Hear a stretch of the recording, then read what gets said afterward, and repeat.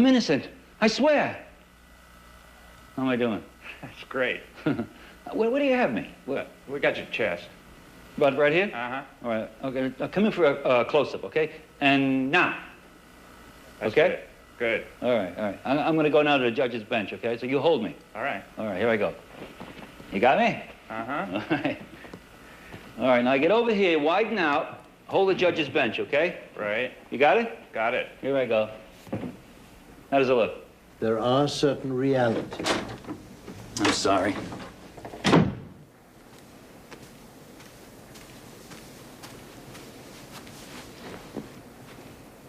There are certain grim realities to running a law school. A time when funds are in alarmingly short supply. I do not see myself supporting certain new experimental programs. Any particular experimental in mind? Especially when they involve the expenditure of thousands of dollars on electronic gadgetry. Well, this law school has always done things first-rate, Professor. Indeed it has. Yet it has never had one member of its faculty spending an entire semester teaching 12 students. Some subjects require more individual attention than others.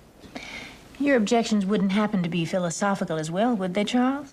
It is entirely beside the point. How can it be beside the point? We're talking about the future of my program. You want to cut it out. We are here to mold minds, Mr. Reese, not to develop histrionic skills. Now, Professor, I think May we move on, please?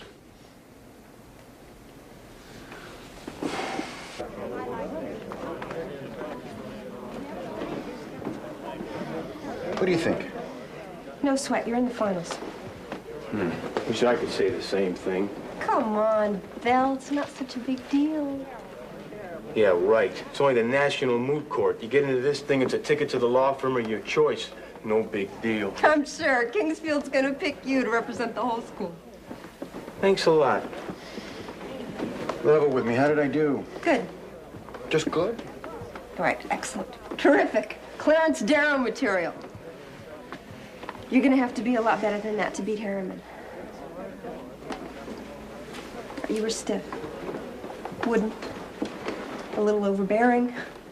Maybe I shouldn't have asked. Oh, come on. You saw Harriman. She was great.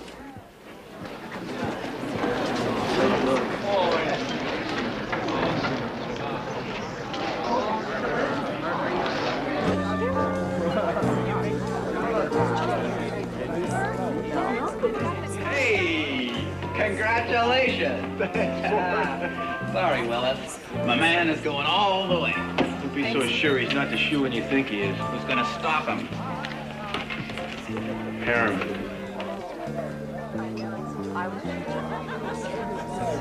She's smooth as glass over there. That's what I love about you, Belle. Your supportive nature. $50 says she wins. You're going to bet against Hart? It's nothing personal, it's just how I see it.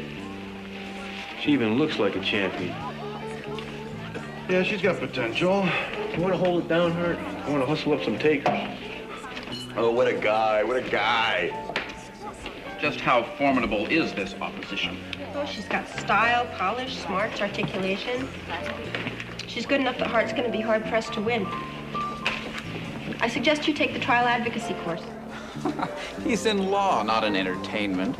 No, he's in a courtroom argument. It's an acting class. It doesn't even belong in the law school. Look, I saw you up there. You had the goods and you didn't deliver them. Not like you could have. Reese could teach you how to conduct yourself in a courtroom. He's terrific. Everybody raves about his class. That's because they're delighted to get away from Socratic torture. I just don't believe you two. You're second-year law students and you're going on like a couple of reactionaries. I wish I could just get away from all this ivory tower crap. Then why don't you?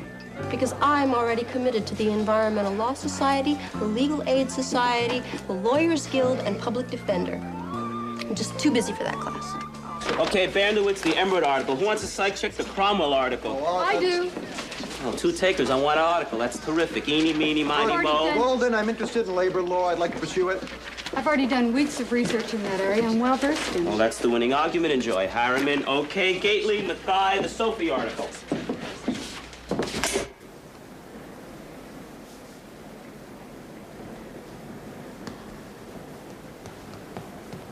Professor Reese? Yes? I'm James Hart. a second-year student, and I wondered if I could sit in on a few of your classes. I don't think it'll make much sense to you, Mr. Hart. Charlie, check the mic. Right. I'm in the finals for the National Moot Court, and I just wanted to get a few pointers. You make it sound like driver's ed. Talking to the mic, Charlie? I didn't mean it to sound that way, sir. Yeah. I just want a few tips on oral argument. It's a law school class, Hart, like any other. Now, you wouldn't recommend someone sit in on a few lectures with Professor Kingsfield to learn contracts, now would you? I hereby sentence you to 50 years. Okay, Charlie. No, sir, but this isn't exactly your typical law school class. Okay, now the witness mic. Test. 1, 2, 1, 2. It's good. Hart, you start from the beginning and you work your way through, just like any other course. I don't have that much time. I'm already on law review. Yeah, listen, I can't help you there. You know, there's another session starting next semester in 2 weeks. You're welcome to take it. Killer, Your Honor. It All was right, an accident. That'll do, Charlie. Hart, next semester, okay? 2 weeks.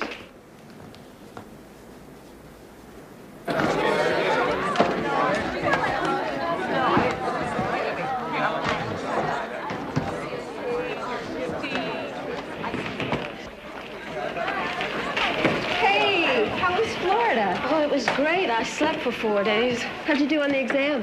An 85. Vivian, that's terrific. You ready for today's stuff? I should be. I read it over 100 times. I call that ready. And how come I'm still gobbling an acid when I come in here?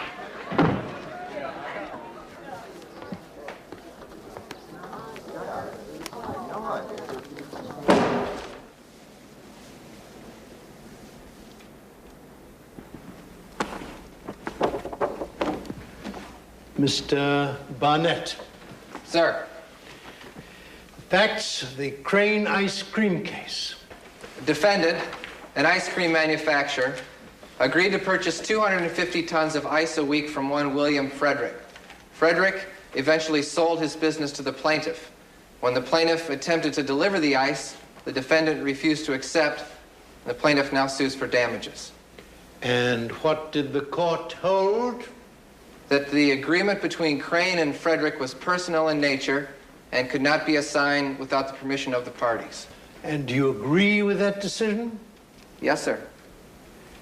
Perhaps you will tell us how the delivery of ice is personal in nature. I don't understand, sir. What difference can it make that the ice comes from one source rather than another? I assume the ice contained better water. Miss Conway, I presume you know how to make ice cream? I think so, Professor. Does the quality of the water in the ice make any difference in the final product? Well, it shouldn't. It's only used to freeze the ingredients. It's not used in the recipe itself. Thank you. And perhaps you can also tell us why the court held that the delivery of ice was personal in nature. It was personal in nature. Louder, Miss Conway. It was personal in nature. Louder, Miss Conway. We still cannot hear you. The delivery of the ice. Miss Conway, you have read the case, have you not? Yes, I have. Miss Kiernan, can you shed any light on this problem? Or was the court simply mistaken? It was not the ice itself that made the delivery personal. It was the defendant's prior history with the Fredericks Company and its proven track record that made it personal. Thank you, Miss Kiernan.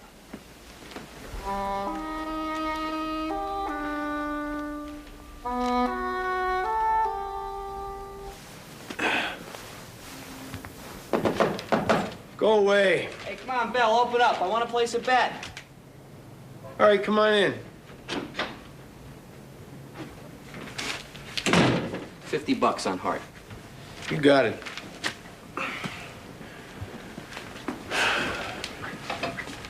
You know, I was jogging at 6 this morning. The guy was coming out of the library. He's amazing. Yeah, it sounds like Hart. So how much you got riding now? A couple hundred? Yeah, something like that. You cover all that, Bell? Yeah, sure, I can cover all that. Sure hope so. It's a lot of cash. Yeah, well, don't worry about it, because I'm picking the winner. Don't you have some homework to do, Kramer?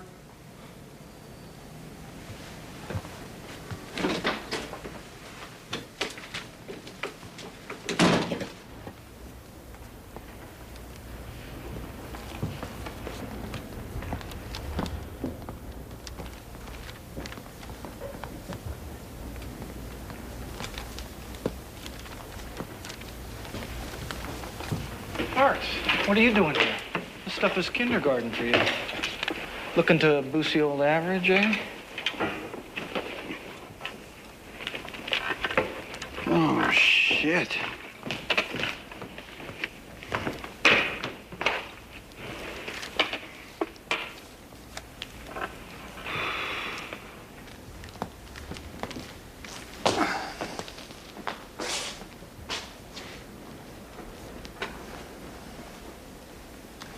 Okay.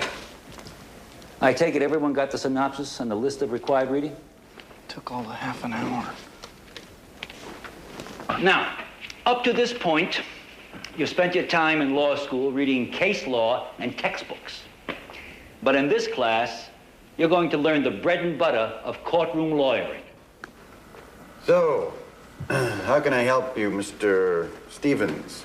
I want to sue the police. Okay, what happened? All right, I came home last night and went out for a run.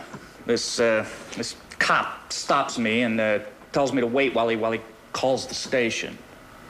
Well, after a couple of minutes, I started to get kind of chilly, you know, so I said, how long is this going to take? Next thing I know, I'm getting smacked around. I'm under arrest. Okay, did he say what for? Disturbing the peace or resisting. Look, I don't care about that. I just want to nail these guys. Oh, well, I don't understand. I mean, why did he stop you? Who knows? Maybe he didn't like my shorts. He didn't give you any hint? I told you, he didn't say anything. Now, we're going to sue or not? I'm not sure. I'd have to talk to the arresting officers before I could say. Okay, that'll do for now. Okay, any comments? Hart? I think he was hiding something. Everyone agree with that? Yes? How do we know he wasn't? What am I kidding? How do we know he wasn't telling the truth? But would the cops stop anybody for no reason? No, she's making a very, very good point. This man wants you to represent him in court. Now, for him to place his trust in you, it has to be a two-way street. Now, Hart had no reason to assume that this man was lying. By doing so, he is about to lose a client. Okay? Now, what else? His focus was all wrong. My focus was all wrong. The client had been arrested. He had criminal charges pending against him. Exactly. You see, the civil suit can wait till later. You've got to take care of first things first.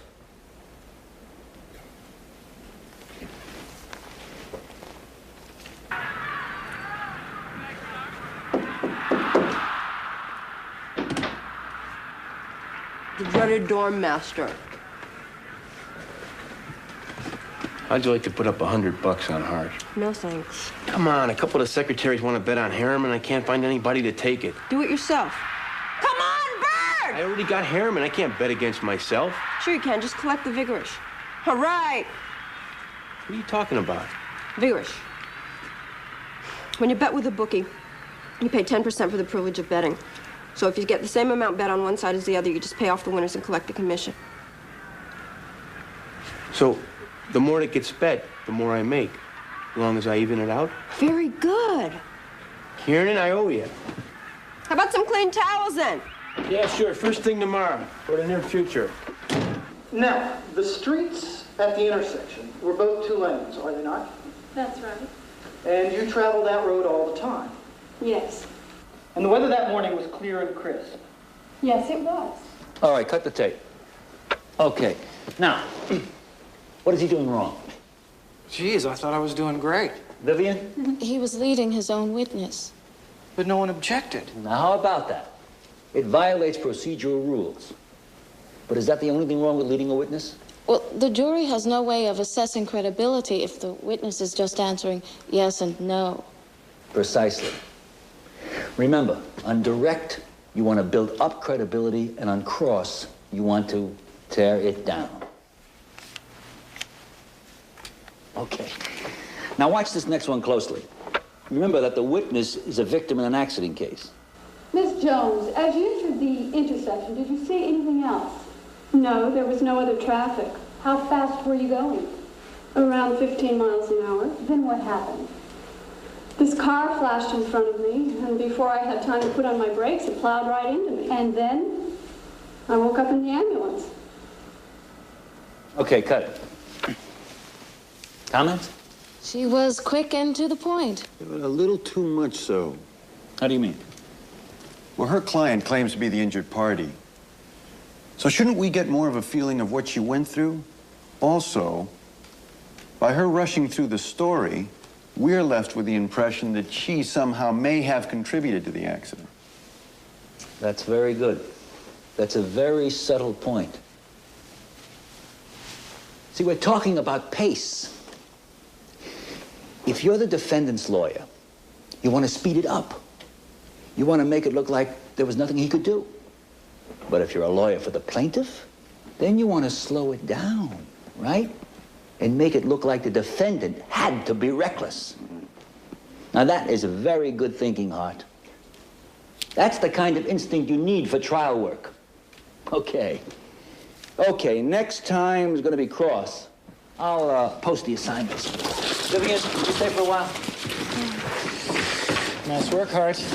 That was great, Hart. Things must be tough when you celebrate a critique in trial ad. Is that a crack in the Harriman armor? Don't make too much of it, Hart.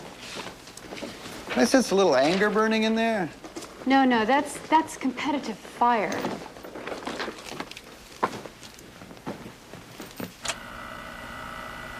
Okay, yeah, that's good, Charlie. That's good right there. Vivian, I want you to look at something. Sit down. Hit it, Charlie. Mr. Jones, in June of 1978, you were convicted of tax evasion? That's right.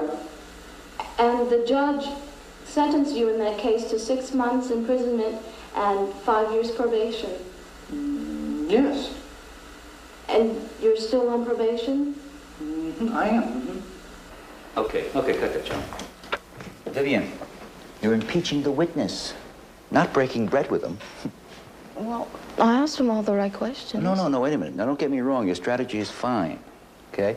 But you have to be more forceful. You're trying to get the jury to ignore the man's testimony. Well, I know that.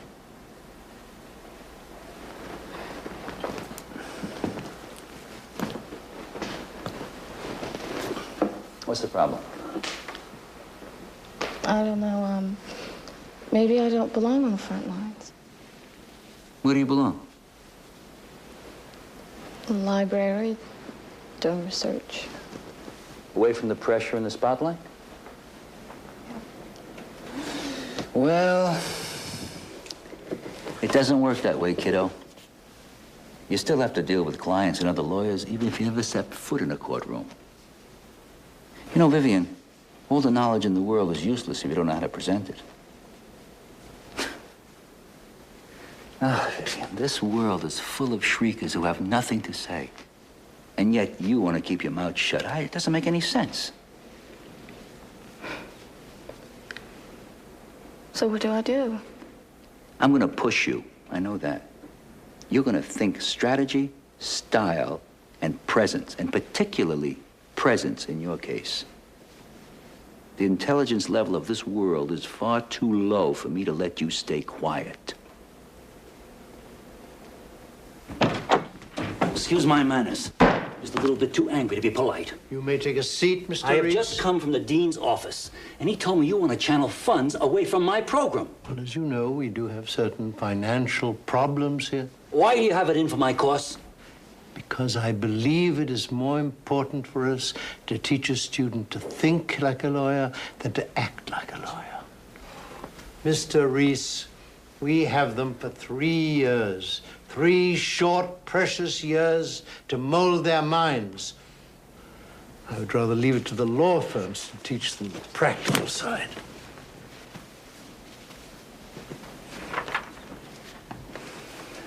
Charles, you are the pillar of modern legal thought. There is no legal scholar I respect more than you. And it is because I am in awe of you that I am so disappointed now. Why can't you see past the technology to acknowledge the value of the class I teach? Now, I am trying to get the students to think like lawyers, courtroom lawyers. And that's far too important a responsibility to leave to the law firms. Long before your day, Mr. Reese, law schools were like trade schools, to which aspiring lawyers came and served an apprenticeship, rather like plumbers or machinists. Case books and the Socratic method took us out of the dark ages. Your clinical program reverses all that. It supplements it, advances it. I'm going to make you see that, Charles. We have a student in common, Vivian Conway. Yes, she's a bright girl, still rather weak in class participation. Mr. Reese, don't you use that student as a pawn to advance your cause. If I can help a student gain the confidence to present her academic skills and you can still refer to her as a pawn, then, Charles, what are we here for? I don't approve of superficial remedies. I am going to help Vivian to find her footing, and it will not be superficial. It will be clear and indisputable.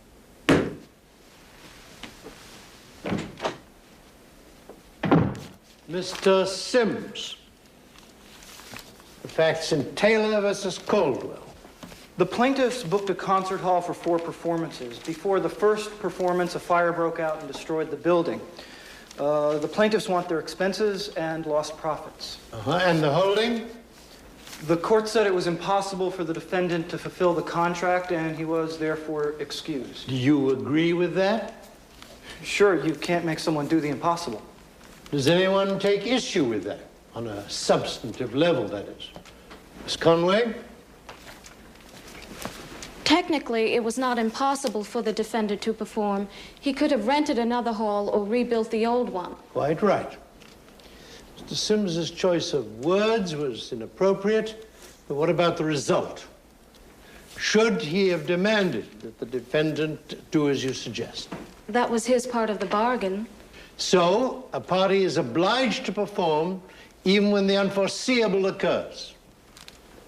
Well, I would say so. And if the plaintiff had died before the concert, would his heirs still have to pay rental on the hall? Well, no, I was about... What do you mean, Miss Conway? I mean that... Miss Conway, it is not enough to read a case. You must understand and absorb it and be prepared to present it.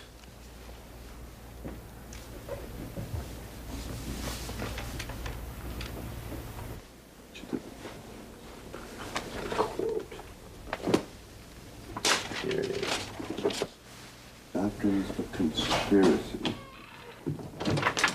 Honey, I'm home. Oh, I don't believe this. You're acting like a 1L. Cross-examination tomorrow. Ah, where great trial lawyers become the stuff of legend. I've got Harriman on the witness stand. Well, don't sweat it. You know she's gonna crack. I doubt it. Oh, you've seen her kind before, James. They've always fold at the first sign of pressure. First in her class at Smith, 2 years as a Senate aide. I doubt she's gonna fold. Yes, but she is yet to be cross-examined by the great James T. Hart. And I don't think she's worried. She's not gonna fold, James. She'll crumble. Yeah. I doubt that, seriously. Okay, all you Perry Masons out there. Every year I give the same piece of advice, and every year it's ignored. But here goes. Now, I know that you look on this as your chance to destroy the witness and become the lead story on the 6 o'clock news. Now, I know that. But remember, all you're trying to do is to blunt the thrust of the testimony, not extract a confession of perjury. Despite what Perry Mason says, nobody confesses on the witness stand. Now, in this first case, the witness' son has been arrested for murder. Now, on direct, she testified that her son was home with her the night of the killing. Right? Hart, Harriman, Sims?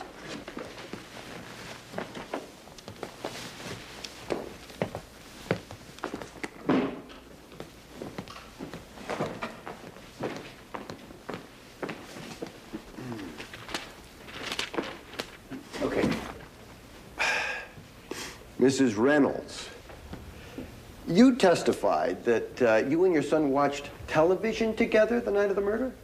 That's right. But you never told that to the police. That's true.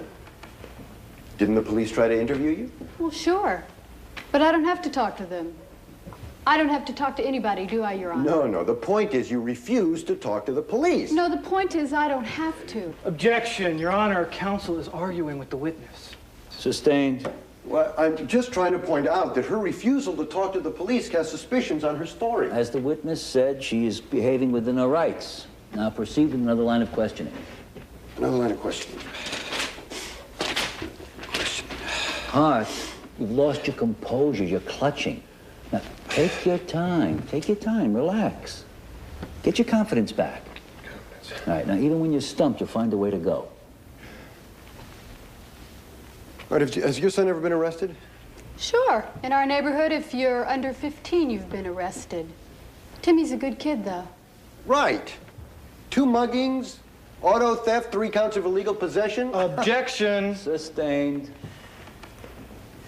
The night the murder was committed, what did you and your son do at home? We had dinner. We watched TV. Then Timmy helped me with the dishes. Yeah, what TV shows did you watch? I don't remember. It's a while ago. I don't remember. All right.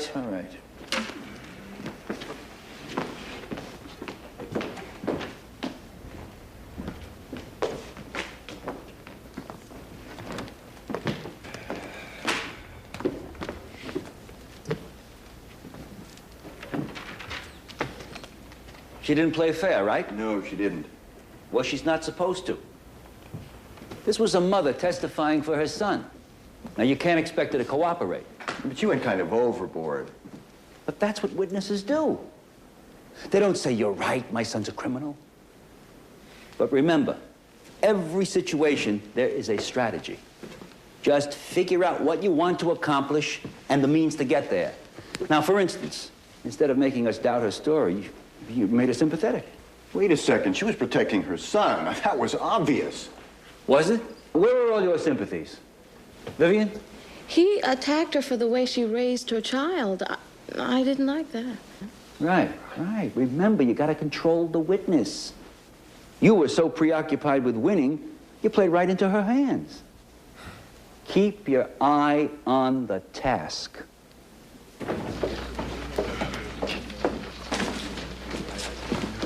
Art, I hear Harriman kicked your ass today. What is it, Golden? Unless I check her note, somebody's got to do it. Thanks, I will. I'll mention it. Ooh, hi. Hope I wasn't too rough on you today. Not at all. Just giving you a challenge. Good for both of us. Hard. I admire your attitude.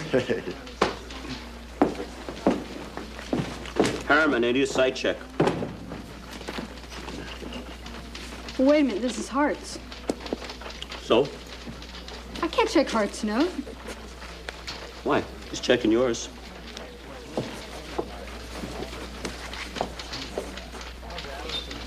Golden, I know what you're doing.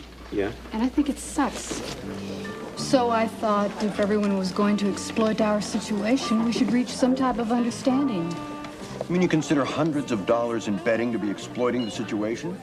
The fact that the head of law review is making us check each other's notes? Well, What do you think we should do about it? I think you should withdraw from the moot court finals. Why me? Just kidding. What do you think we should do? I say we look at it as a weekend tennis match and we're playing for fun. You think we could do that? Sure. Okay, then. To a friendly match. Here, here.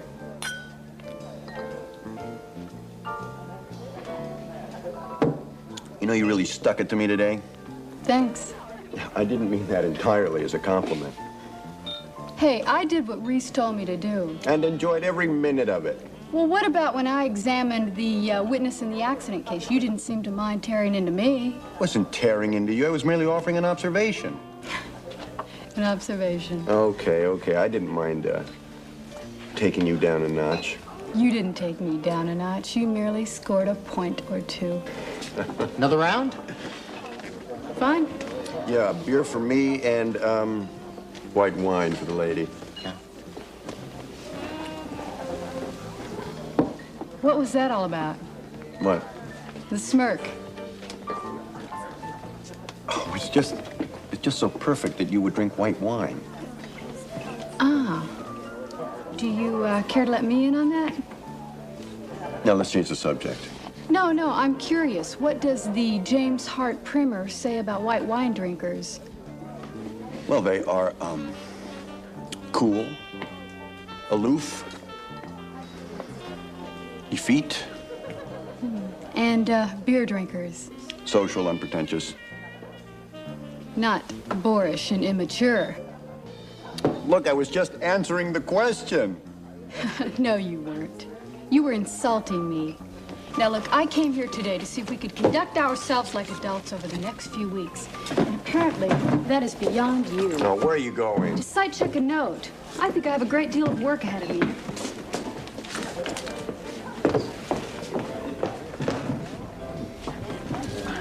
I'm sorry, I gotta go. Hey, you're covered. She left 5. Well, here's 5 more. Objection, Your Honor. Those last two answers were hearsay. You're too late, Counselor. The witness has already answered the question. But it's hearsay. But it doesn't matter. You didn't object in time. Does counsel have a strategy for this witness? Is silence your strategy? No, Well, it certainly looks that way. Now, I appreciate that objections can be unseemly, but your job, your duty is to make sure your client receives fair treatment in court. Anything short of that is a dereliction of that duty. Now, do you understand? Yes, sir. Then let's proceed. And what did he say? Look, that guy ran the red light. Objection, Your Honor. Vivian, explain the nature of your objection. Hearsay. Sustained. But you should have still gotten to your feet faster. You lost your chance to stop the answer. Now the jury has heard it. Now let's go on. And after the stop sign was run, did Mr. Whitlow have any comments? Objection. That again calls for a hearsay answer. Do you have something more to say, Vivian? If you do, then say it. Trust yourself. Your Honor, would you please instruct Miss Thatcher to stop attempting to elicit a hearsay testimony? Who is this meek person in the courtroom? How did she get in here? Who let her in? Vivian, if you have something to say, then say it. You know Thatcher's trying to get away with murder. Let the jury see that you're on to her. Now keep it going. Did the driver say anything as he wandered away from the accident? Objection. Okay, Vivian. I want you to explain the grounds of your objection. And I want you to make it sound like it means something to you. That you have something at stake. That you care what happens to your client. Well, it's true that my client made an admission against his own interest, and that's an acceptance to the rule of hearsay. Stronger, Vivian. Come on. You're making a very important point. This could win you the case. Well, the previous testimony shows that my client, the driver, suffered a head injury. Stronger, Vivian. Come on. Make the jury hear you. Well, any statement he made at the time of the accident lacks credibility, and it cannot be used as evidence.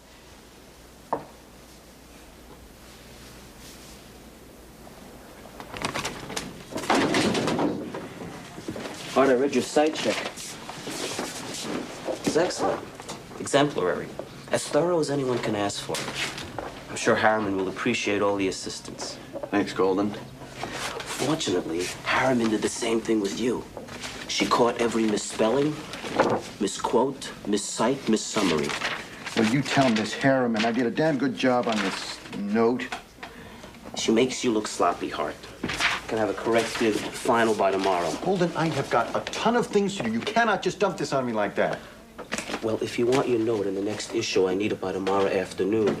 Shouldn't take too long. Harriman did most of the spade work for you. You know, setting you two up against one another was a good idea. I think I may have to do it more often. Now, suppose a farmer sells 200 bushels of corn to a broker for a certain price. The crop disease plagues the area, wipes out the entire crop. The broker sues the farmer for his lost profits. Does the farmer have a defense? Mr. Sims? It's outlandish to make the farmer responsible for something beyond his control. Is that his defense? Outlandishness? I think you could argue that. Would you care to share some precedent with us? Something in the casebook, perhaps? There was nothing the defendant could do. And retaining you as his lawyer, I'm afraid, would merely add to his woes. The farmer made a contract, and as is often the case, it turned out to be a bad one. Is there nothing the farmer can do to avoid the contractual obligations? Anyone? The lawyer could show prior understandings between the parties that cover these situations. If the contract was oral, then you could show a range of implicit understandings. And if it were written? Well, the lawyer could show that the normal business practices in the industry would release the farmer from liability. The point being, Miss Conway? Even though the farmer cannot meet the terms of the contract, the lawyer would have several viable defenses if the case ever went to trial. Very good. Very good, Miss Conway.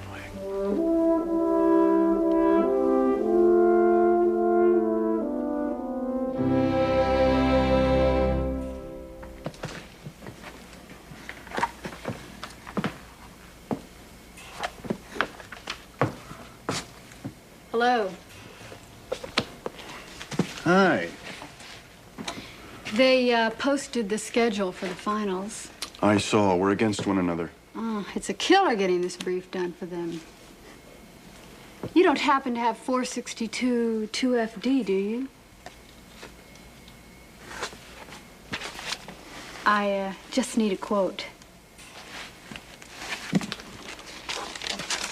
You know, the Third Circuit went the other way with almost identical facts. No. Hall versus Colliers. I'm sure you would have found it.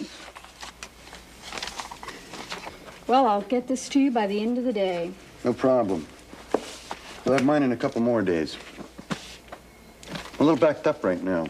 Hart, in the oral argument, which is in a week, we're supposed to address ourselves to the opponent's written argument. I can't very well do that if I don't have your brief now, can I?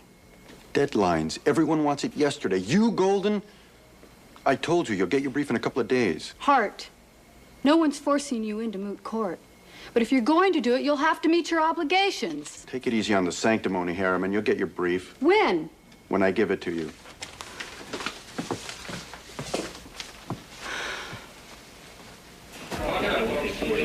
All right, so let me see this spread again. Listen, a single file line, nice and orderly. Waiting in line now. So what is it now, Bell? It's 2-to-1. It is not 2-to-1. No. Why don't you use a calculator? The batteries are dead.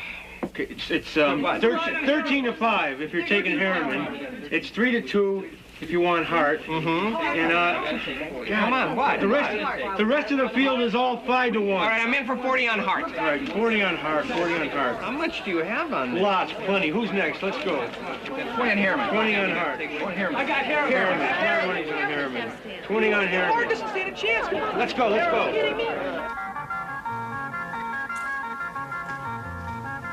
A father of 2 children, probably with a split-level house in Woking, and a rubber plant in the lounge. The world's greatest grind, watching a B movie. And on a school night, no less. Shh. I salute your change of pace.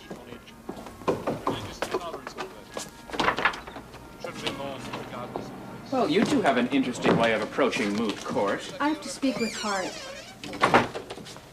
Ford, would you mind? I've been looking forward all evening to corporate debentures.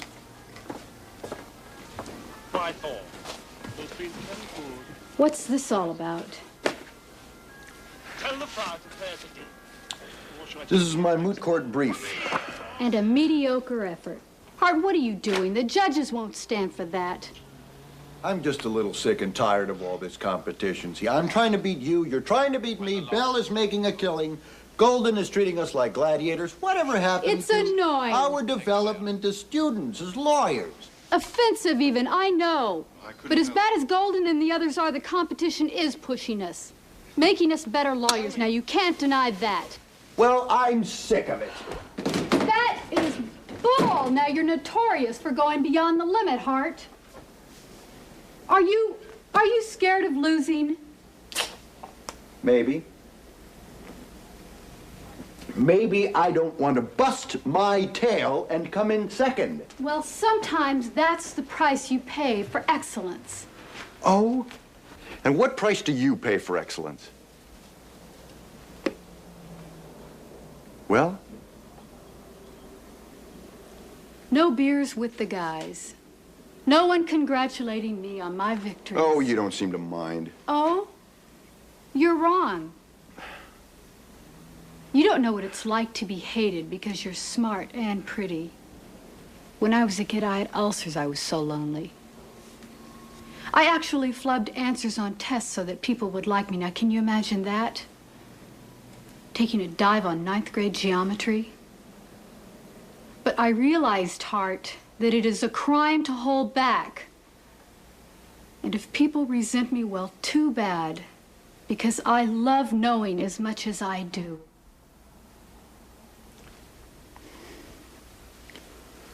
Well, I guess my commitment to excellence has its breaking point. No, it doesn't. No one gets an A from Kingsfield by accident. The Kingsfield is a whole different story. I worked hard, I was successful. But in clinical ad, you were always the star. I never stood a chance. Your ego has you so wrapped up, you can't even think straight. Now, after all these hours in Reese's class, everything he said has gone right over your head. Beating me seems to be the only thing you're thinking about. And that's what's defeating you. Now, why all this concern for me? If this brief is as bad as you say it is, that should make it all the easier for you. No one else around here is a match for me. Don't you see? I need you in this competition. If I'm going to win the Nationals, I have to be good. Damn good. Assuming you can beat me. That's right. Assuming I could beat you.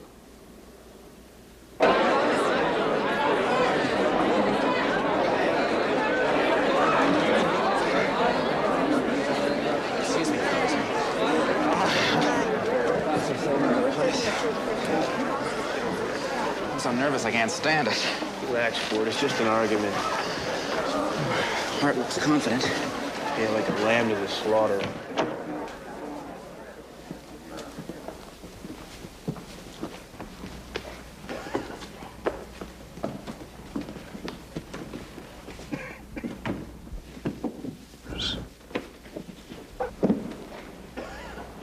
Today marks the final round of the school-wide moot court competition.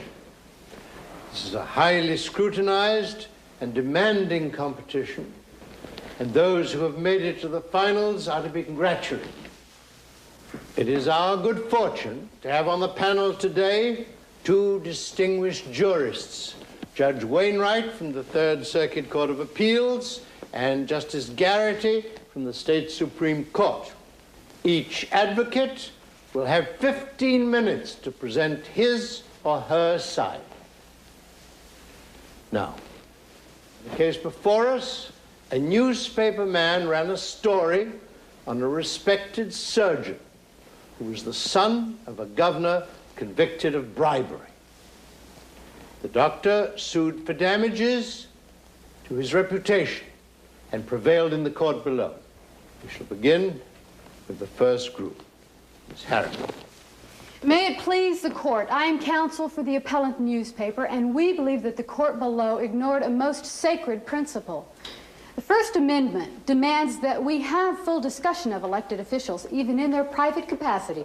Are you saying that the First Amendment precludes actions by members of the family of public officials? Your Honor, as you yourself stated last year in Haynes versus Sunset Press, the conduct of elected officials in public or in private, and the people with whom they associate, is a fit topic for public discussion.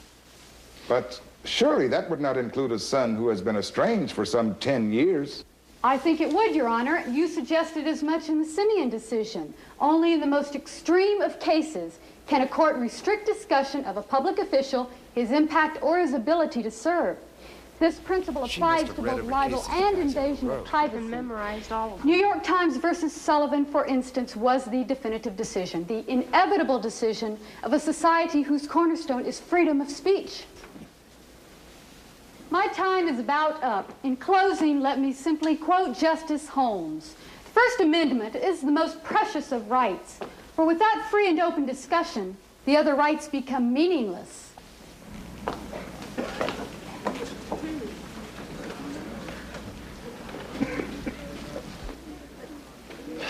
Not Justice Holmes, too. Your Honor, you have before you an appeal for an $800,000 judgment. $800,000.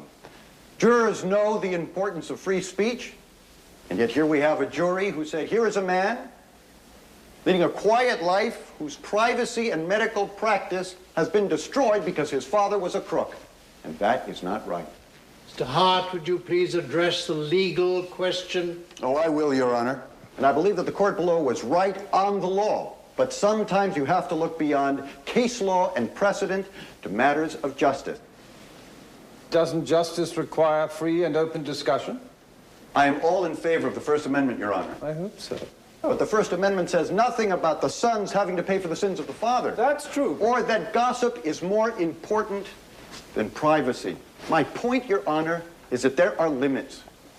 Did this newspaper, with its massive circulation, cross that limit? We say it did. Let's look at the facts.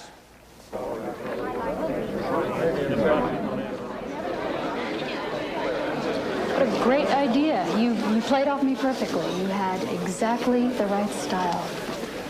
You recovered pretty well in rebuttal. Not enough, I'm afraid. Damn, that was clever.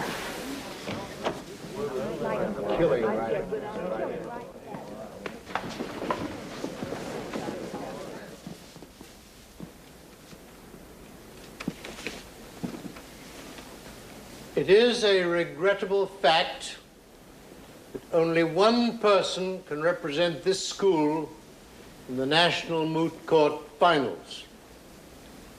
It is therefore my mixed privilege to inform you who that person will be. I would like to note that my colleagues and I have been impressed by the performances in this year's Moot Court. The caliber of the arguments, the clarity of the presentation has been far superior to any seen in recent years. The judges considered several factors in making their decision: preparation, execution, and ingenuity. Taking all these factors into account, the winner of this year's school-wide moot court competition is Rita Harriman.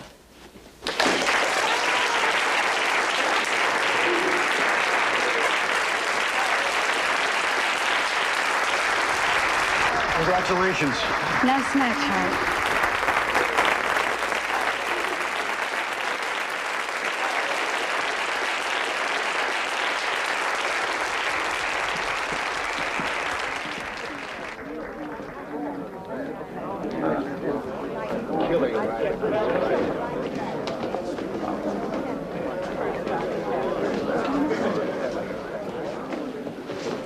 Professor.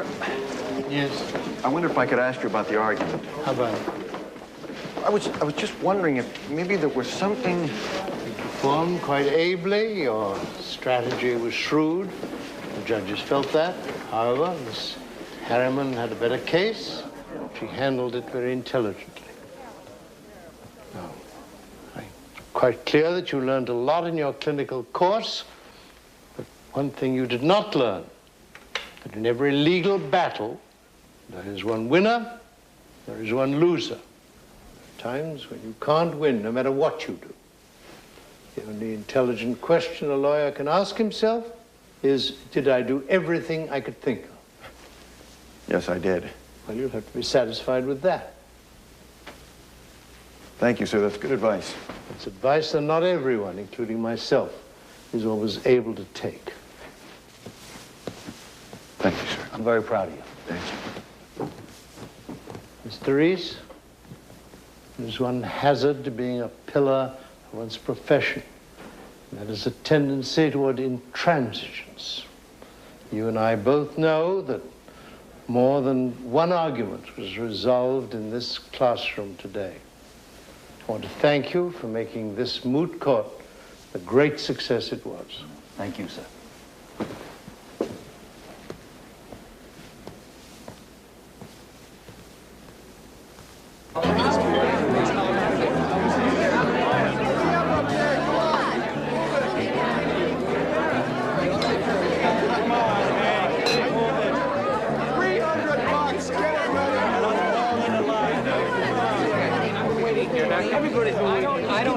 $50, Bill, at 2 to 1. $50? I thought you bet on hard. I'm collecting for Barnett. Bill, I thought you couldn't lose. So did I, but I can't understand it. I'm down $200 already. 250. Hey, Solway, go away. Go very far away.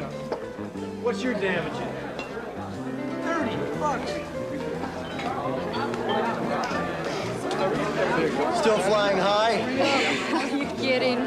It'll take days to come down. Bumblebee, it's on me.